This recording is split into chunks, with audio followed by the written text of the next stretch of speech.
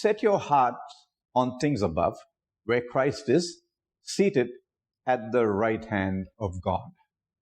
Paul's letters generally have two parts to them.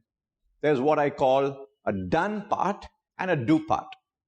The done part, which is generally the first part of his letters, usually describes to us what God has done for us in Christ. And then the second part, what I call the do part, expounds what we should do in response to what Christ has done. And verse 1 of Colossians 3 is a crucial shift from the done to the do. I don't know if you've heard the saying, Jesus did not come to make bad people good, but dead people live.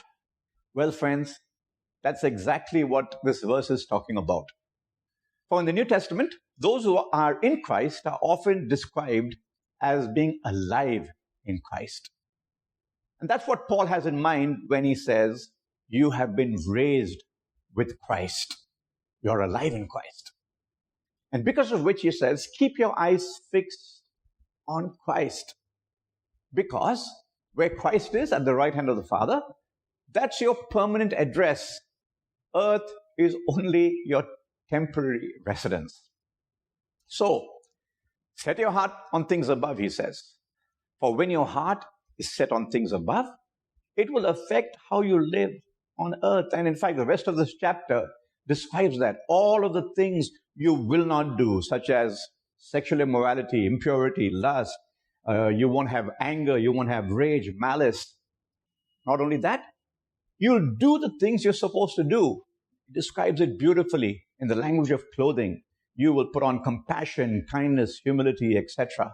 You'll bear with one another, forgive one another. Now, I know what some of you may be thinking. Oh, is Paul suggesting that we should be only heavenly minded?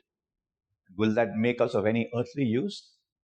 Friends, C.S. Lewis in these famous words, I'm just telling you the sense of it, not quoting it word for word, but he said, if you read history, you will find that the followers of Jesus who did most for the present world were precisely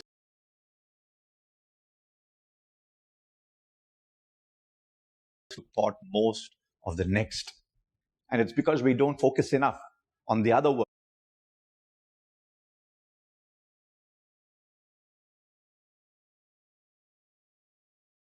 that we have become so ineffective in this world. So, keep your eyes fixed on Jesus and